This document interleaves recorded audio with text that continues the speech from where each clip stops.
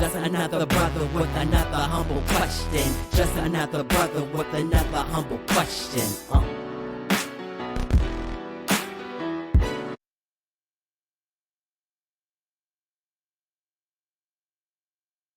Welcome to A Brotherhood Questions. I am your host, B. Period. Thank you for joining me. Before we get going with today's video, let's get this business out the way. Please like and subscribe to the channel. The channel, of course, is called A Brotherhood Questions. You can find us on YouTube, Facebook, Instagram, TikTok, Castbox, Spotify.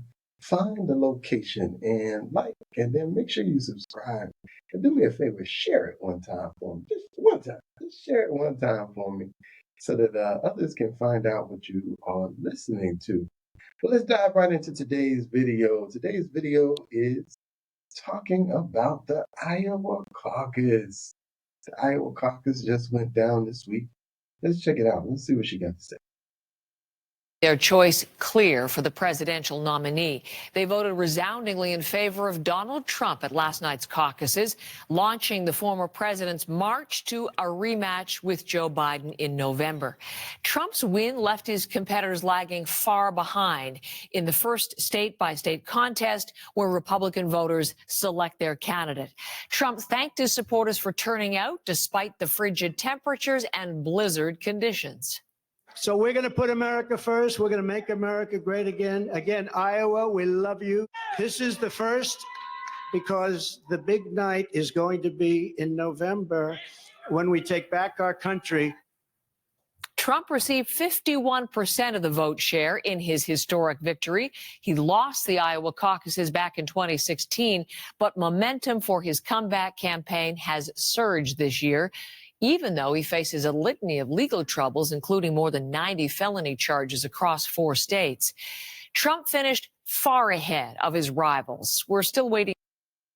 All right, there it is. Donald Trump is the winner of the first caucus that is going to happen this election season. And he, as the polls have been showing since the beginning of this whole run, this campaign season, the polls have shown that he is far and away the biggest competitor, if you will, for the nomination. And he proved with this particular win that he is miles away from his contenders. As you can see, Ron DeSantis came in second and really not too far behind. Nikki Haley came in third. And my guy, the guy who I have been hoping would do something, Vivek Ramaswamy, he actually came, I don't know if he captured, I don't think he came in fourth. I believe he came in, well, in any case, he only got about 7 to 8% of the vote. So it was really insignificant in terms of how much of a win he had, which is a shame because if you look at his campaign, he went to, they say he went to every county in Iowa to campaign, spent, they say, some $15 million. And of course, we've seen him on every single podcast that at least, I guess you could say, the under 40 crowd watches, or maybe under 50 crowd watches. So he's been everywhere on the internet and into every county, and he still was only able to gain about 8% of those votes. And so, of course, if you're paying attention, you notice that he dropped out and thanked his supporters and said because he wants the America First agenda to continue, he dropped out and he is fully in support of former President Donald Trump right now. And so that's where we're at, man. That's where we're at.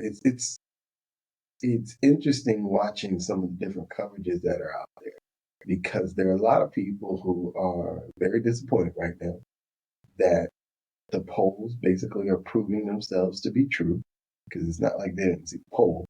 And the poll clearly indicated he was probably going to win, but they're talking as if they are surprised that people have come out and voted this particular way. I personally am not surprised. Looking at polls, right? Polls can be deceiving, but when polls have you up in double digits against everybody. There's not a lot of deceiving, not a lot you can read into that. So what it's showing, though, is that people clearly don't believe that the charges that have been put on former President Donald Trump here are as legitimate as they want us to believe. I tell you, I saw an interesting video the other day where Kevin O'Leary was talking about Donald Trump trial in New York, and essentially, very clearly, and I don't know if it was to the CNN reporter's surprise, but very clearly explained how every realtor, every real estate investor does exactly what Donald Trump did or what they're accusing him of doing in New York.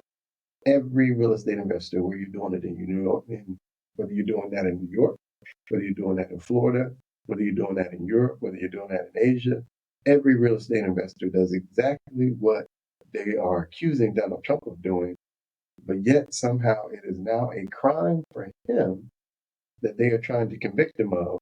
And so he said in the CNN broadcast, well, what does that say for all the rest? So it's interesting, at least in that particular case. Here's a guy that is admitting that if that's a crime for him, then there's probably a whole lot of other people you need to go chase. But interestingly enough, they're only chasing one man. I think that speaks volumes about what is going on right now and what they're trying to do to President Trump. Again, if you listen to anything I've said before, I'm not necessarily convinced he's my guy, the best guy, but he's clearly the guy that people are voting for.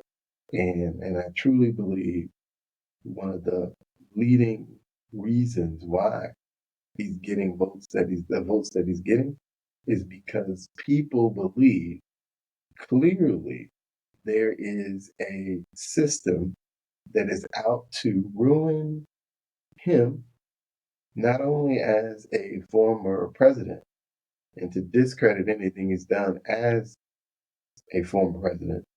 They're trying to discount his entire existence.